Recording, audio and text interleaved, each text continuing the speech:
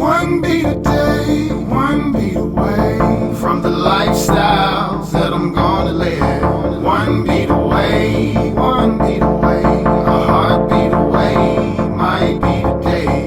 One beat a day, one beat away from the lifestyles that I'm gonna live. One beat away, a heartbeat away, might be today. Consistent self-improvement, everybody. You are tuned in to American gypC podcast. I'm your host, gypC, and I'm here with my co-host, Classic Carpenter, and we are also here with another co-host of ours, Larissa Hale. Hello, everyone. If this is your first time tuning in, Larissa was on episode 6. She gave us a little intro into Blue Wolf Radio, which is a 24-hour internet radio. And I guess we can start with giving a brief description about Blue Wolf Radio so that they have a good idea of where to find that. Yes, definitely. You can go to Blue Wolf Radio online at bluewolf.airtime.pro. bluewolf.airtime.pro. You'll know you're in the right spot. You'll see a wolf as a note symbol in white, surrounded in blue. So it's blue and white. So you'll know you're in the right spot. It's 24 hours a day, 7 days a week, a predominantly jazz online radio station geared toward elevating your vibration. It's telling a story. It's divvied up into different sections, but it's consistent. So if you're about hearing a story in a musical setup and want to be about elevating your vibration, being awakened, and love all at the same time wrapped into one, you definitely want to check it out. It's good background music. It's good entertaining music. It's good driving music. It's good music for anything and everything that you're doing at any given time. It's all about uplifting you, whether you're paying attention or not. Just the vibration of the music itself, the way it's arranged and laid out, is meant to elevate your vibrational frequency on a higher level instead of remaining in a low vibrational frequency that allows you to heal. So if you just like good music that tells a story, check out Blue Wolf Radio at bluewolf.airtime.pro. And what was the inspiration behind the Blue Wolf name? Well, Blue Wolf, I called myself Blue Wolf when I was in radio at Jackson State as a student. I've had a few other names over the years, but since I've been in radio since 2003, I went through several names. But as time went on, I was just kind of like, I need to just come up with something for myself that's, the names that I had, but I was like, I just need something else. So what I did, how I came up with Blue Wolf, it's just real simple. Blue is my favorite color, and when I was at Jackson State at the radio station at WJSU, it's all about jazz. So I was like, when I think of jazz, I think of the color blue, and it's already my favorite color. So I was like, okay, blue. And my spirit animal is the wolf. The wolf has always been my favorite animal. I've loved the wolf all my life, but I did learn from a shaman priestess that I had years ago. She, confirmed that my spirit animal is the wolf. So I just put the two together and called myself the Blue Wolf. That's pretty cool. That's awesome. Yeah. So like I said, the radio station, just, working in radio and having a background in music. What I loved about being at Jackson State and being the program director and, music manager, being able to, yes, I'm a musician, but, being on the other side, being empathetic and sympathetic of artists trying to get their music out there played. And I know how hard it is to get your music played no matter what style or what genre you're in. Trying to get your music played at a radio station is very difficult. So I liked having the platform and the power, in a sense, to be able to put people on. Yes, I was required to play particular artists and particular record labels, but for me, what was most important were the ones that were in between there, that were trying to do something.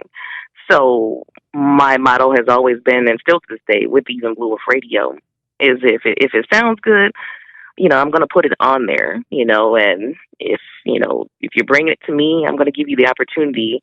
If it sounds good and if it fits the format, I'm going to play it. So, I'm all about giving the opportunity.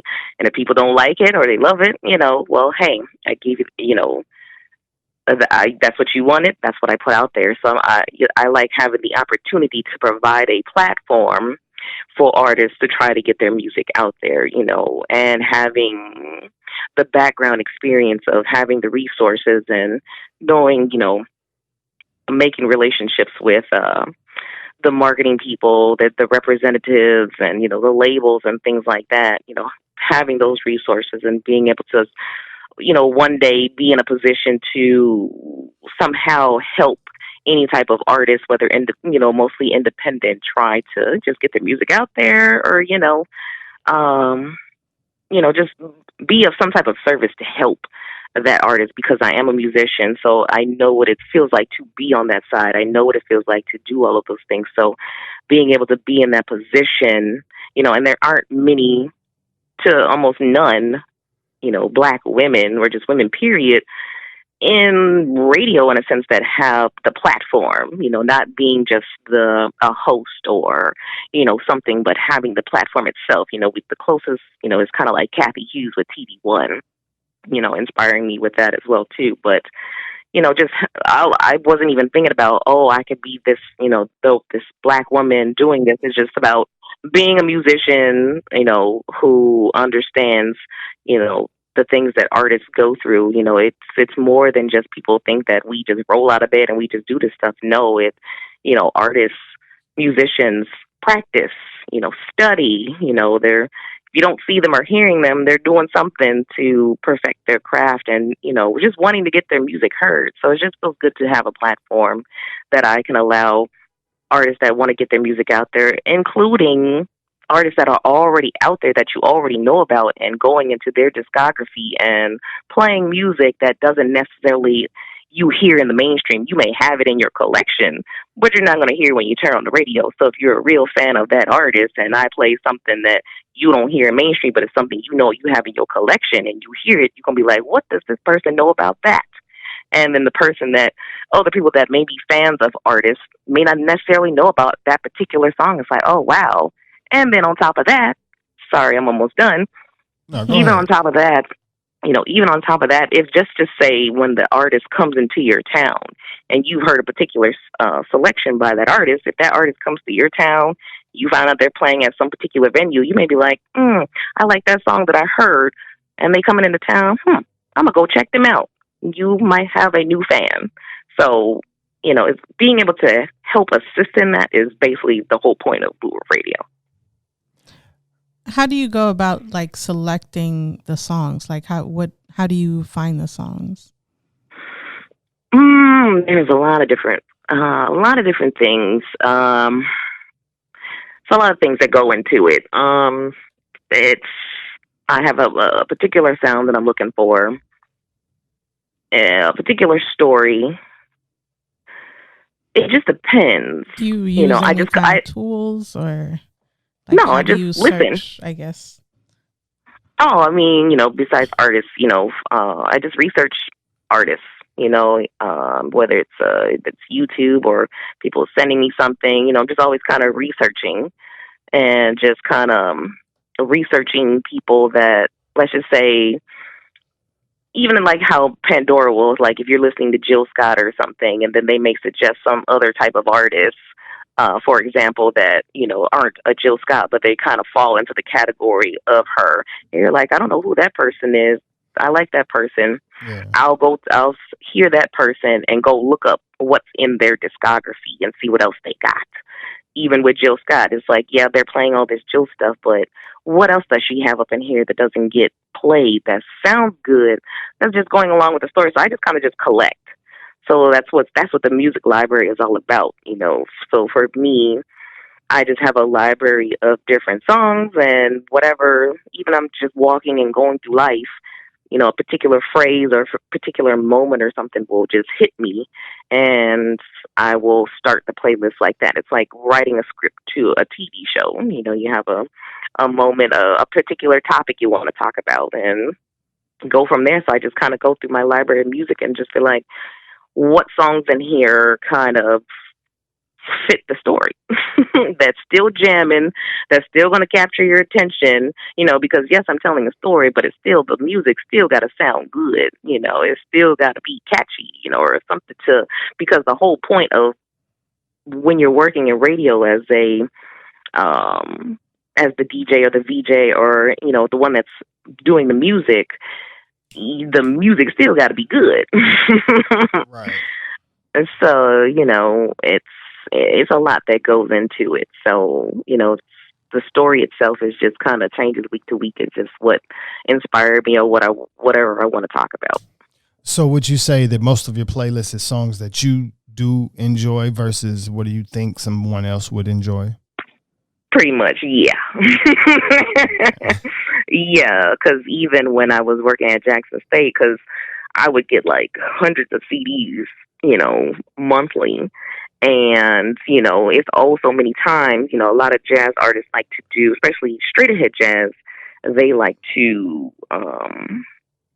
play a lot of the standards, your Satin Dolls, A Train and things like that. Yeah. But as a person who's putting music in the station, you have 20 artists from 20 different labels sending you their album of all the same standards. It's so many times I can hear giant steps and all these versions of these songs that these artists have already done. It's like, if I want to hear giant steps, I'll just go play John Coltrane. It's great that you can play it, but what do you got? What do you have? It's fine. I may take a few because I have to, but I'm looking when that artist sends me those standards. Hopefully there's at least one in there that's an original or, their rendition of it or something. I really love renditions of different songs. I love people's take on a particular song. So I just kind of look for, even if they do, okay, so it's like if they have a full album of standards, I'm like, okay. In order to figure out what selection I'm going to take, it's just kind of like, okay, which song of these standards allows this artist to showcase their chops, their style of playing? Like if it's going to be a Charlie Parker or, a Charlie Mingus or whatever, it doesn't matter. But, their technique, I'll just look more for the technique to be like, oh man, this person did these runs like this and that. Okay, I'll play this one because it at least, even though it's a standard, it's not showing their originality, but at least it's showing their uniqueness and technicality as a musician. So, it's a lot of stuff that goes into it for me.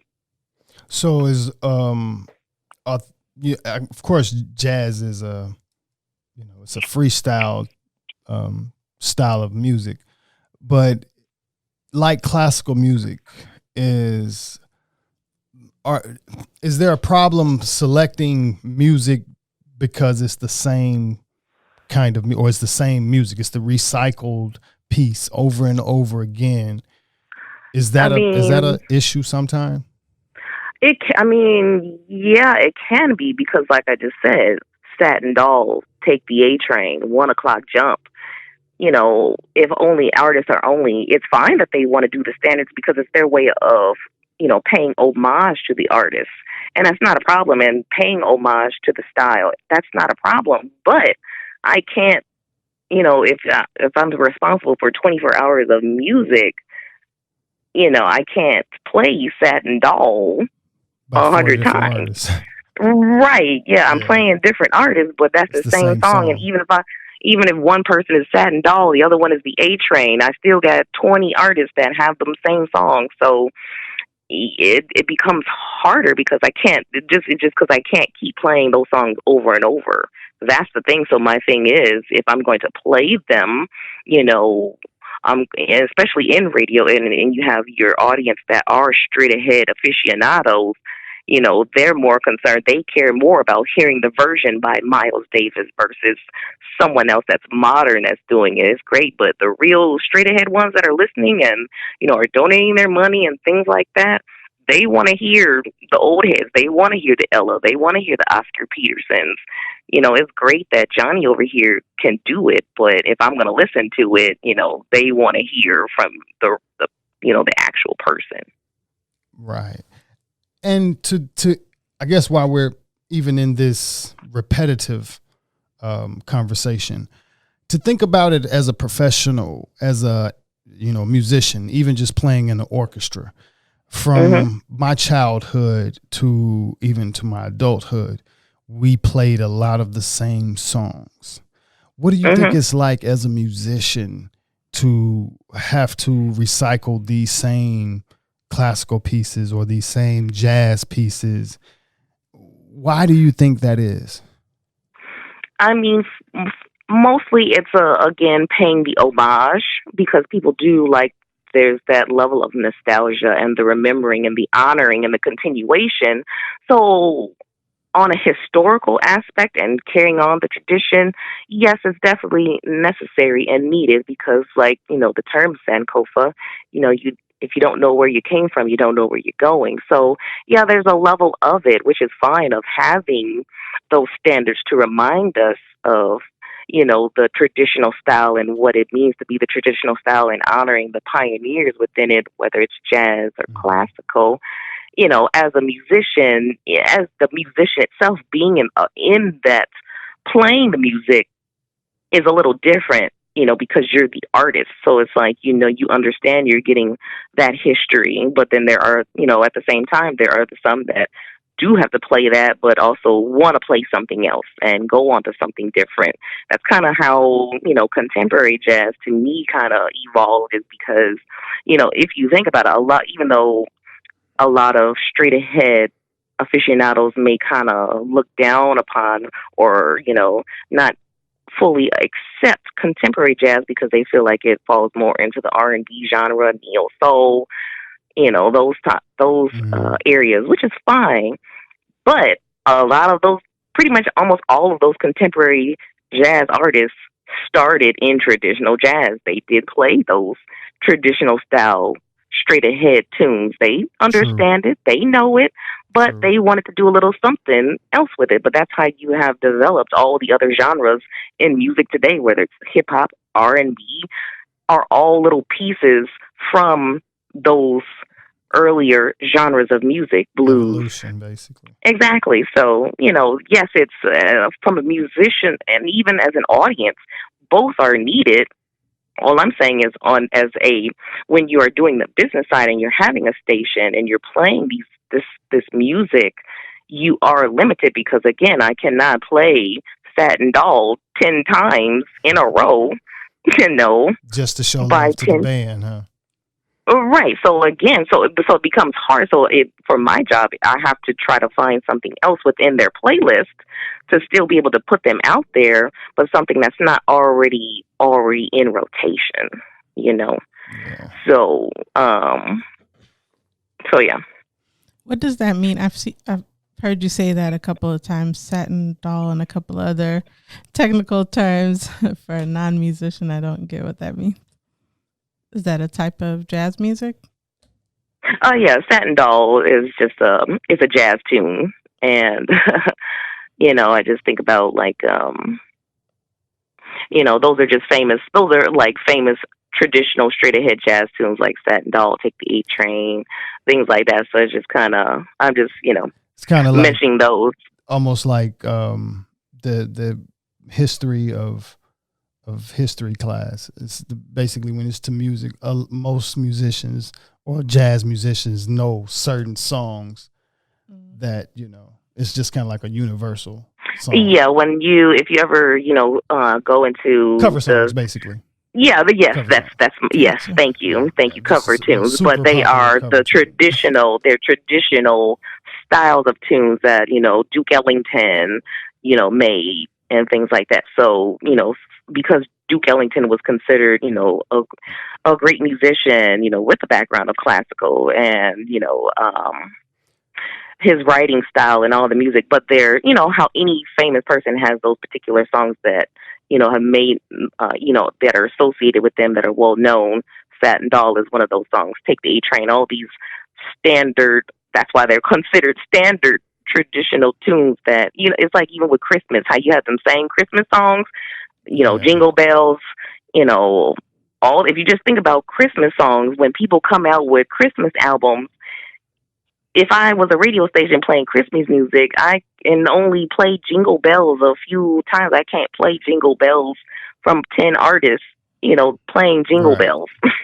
Yeah, it's still Jingle Bells. Right, it's still Jingle Bells. So whoever created is the originator of Jingle Bells. The people that truly enjoy traditional Christmas music is going to be like, I don't want to hear Johnny's Jingle Bells. I want to hear the person, who actually did it. Yeah. And okay, so being on that topic of the formula of jazz. So when doing, you have cover songs, and we haven't always had cover songs. We had jazz, but we didn't consider jazz necessarily a cover song. And it was when people, I guess, basically started redoing other people's music as a style. Right, that's how they became a standard. That's what the term of standard means. Yeah. Right. So to look at the formula of jazz. So jazz, you play the melody, and I guess this is for those listeners out there that's not quite sure, even the science of jazz, some of jazz. You play the melody. The melody is traditional. And then after you run the melody, everybody takes a solo. And that's what makes it a uniqueness of this in particular song. It's really the musician's solo, not necessarily the repeating, the traditional, melody. Right. It's the solo that the saxophonist does that's different from anything else. And the trumpet player takes his solo.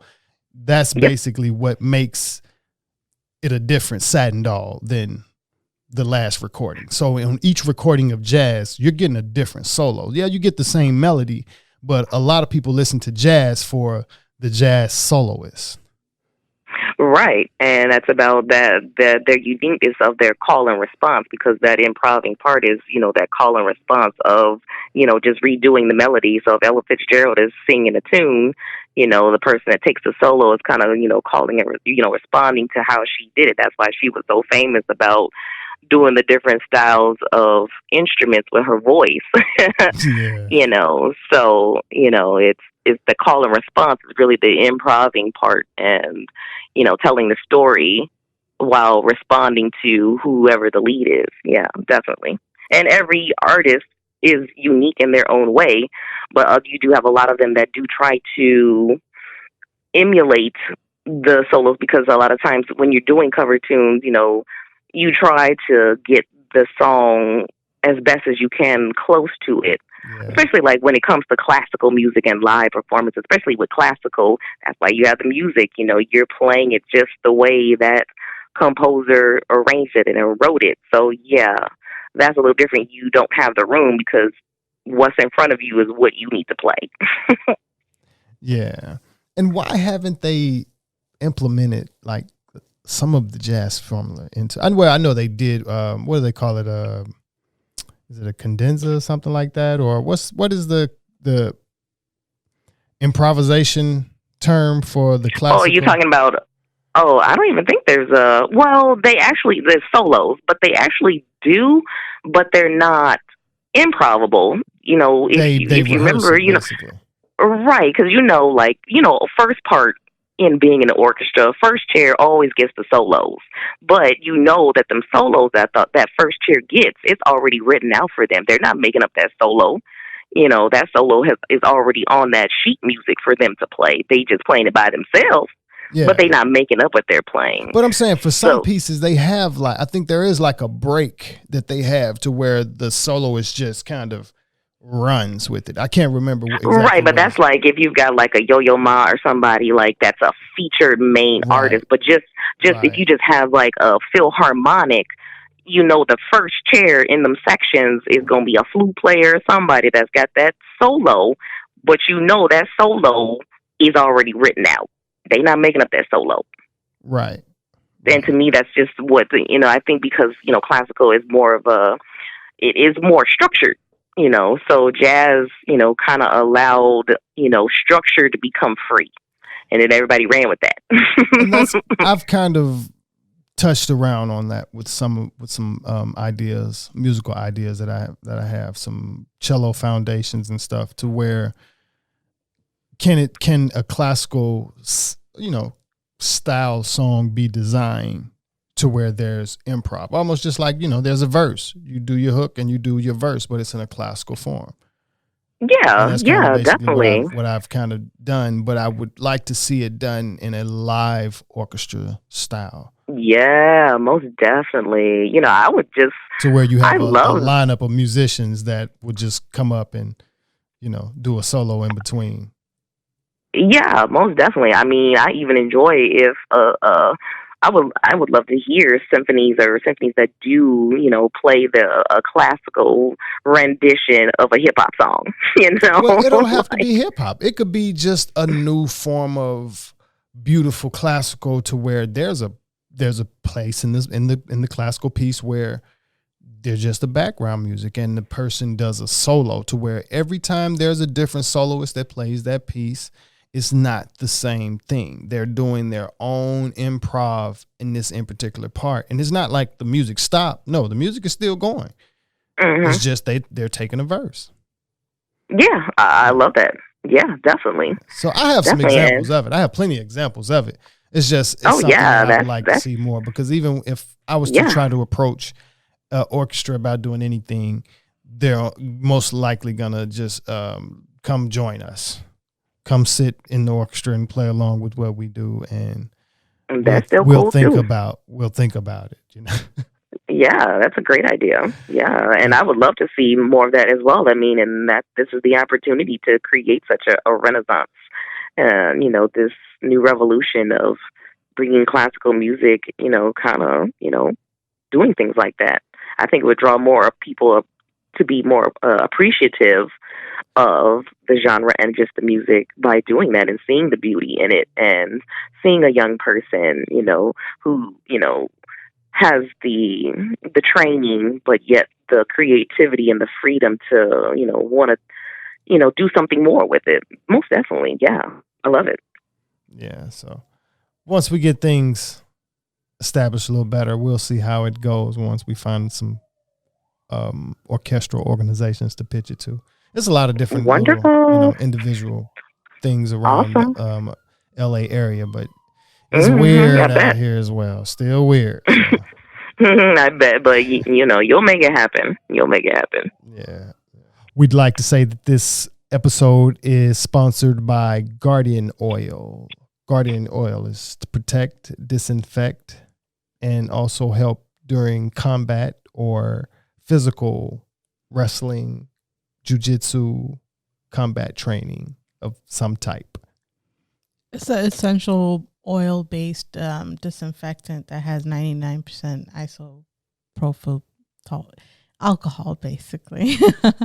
So it's definitely works for COVID and all. So be sure to check out Guardian Oil. We're working on our commercials or our Nice. sponsorship Okay. ads. Cool. Love it. So what do you have experience in internet radio? You got any tips for like any listeners that's interested in, getting into internet radio as beginners? Yeah, you can just definitely shop different software that allows you to, create an online radio station and just, research what's out there and just find what you think might be comfortable for you. They're pretty simple to set up. They give you the instructions, and if you need to go to YouTube to, find how to set it up, or, just do your research and study is the best thing. Try to find what's best for you and maybe talk to people that maybe are doing it, and maybe they can suggest something that's simple to start out with, and, so you don't have to start with all the high tech stuff, because you really don't need a lot of that high techy stuff and a whole bunch of stuff to do any of it, really. It's just real simple. So it's just basically about finding what's comfortable for you, what's easy for you, and asking people that do it and see what they recommend. And the other thing is begin to study music. If you have a particular genre in mind, you want to build your library. What's key, what's most important is having a library, a wide selection of music. Because even like within traditional radio, commercial or public, one of the rules for me when I was at Jackson State was that I couldn't play like the same artist in the same hour. So if 1 hour is 60 minutes, that's an average of about 13 songs, just depends on how long the song is. So you have just in 1 hour, you got to come up with, a minimum of 13 artists with 13 songs. So times that by, 24 hours, the space. So you definitely, if you are going to do online radio, you definitely want to have something that allows you to hold a lot of music, But importantly is definitely building your library, but kind of be smart about the music that you want. Be specific about the music you want, especially if you're doing it for yourself. There's no rules. Ain't nobody telling you nothing. If it sounds good or it doesn't, that's on you. You're not having to worry about someone over you breathing down your throat to play this and play that. You are free to create, and present. You have a platform where you're able to put out music that you think other people would like. And if they don't like it, it's okay. If you like it, somebody else out there does. So, find the software, build your library, study the genre, study the artist, study the music. It's never ending of the studying of just the basic things, because that does help with your selections as well. Definitely. Thank you for the advice. No problem. And for those out there, I'm saying thank you for them. Most definitely. And thank everybody for tuning in to American gypC Podcast. We're going to hit you guys with these shorter podcasts, this informative and kind of, giving you guys a quick little tutorial and educational forum on certain things, dealing with music, life, spirituality, positive, everything that raises the vibration, most likely. Amen. And the science of music. The science of music and frequency. And love. Most definitely. Most definitely. Number one, yes. As always, you can find us at American gypC on social, at Luam Lee, and at Classic Photography, as well as luamlee.com, luamlee.com for merch. And we have consistent self-improvement brand t-shirts, aprons, pillows, and a lot of different things, as well as Classic Carpenter Collection. And you can find us on YouTube. We have vlog videos, and we'll be having some of these podcast clips on there as well. American gypC YouTube.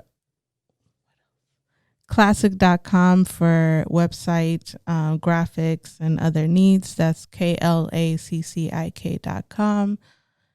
And that's a wrap. And we like to encourage everyone to learn how to swim. Sign up for swimming lessons and learn how to swim in the swimming pool and in the ocean. Everyone. No one in particular. Everyone. Thank you guys for tuning in to American gypC Podcast. Thank you, Larissa, for joining with us again. And Larissa will be joining us often, so we don't have to say necessarily as a guest. She is a part of this. So wonderful. Awesome. Here we are. Another great episode. I enjoyed it. And I hope you enjoyed it, everybody. Consistent self-improvement every day in every way. Make sure you show love before you show hate. And I wish you guys the best. Thank you and good night. One beat a day, one beat away from the lifestyles that I'm gonna live. One beat away, a heartbeat away, might be the day.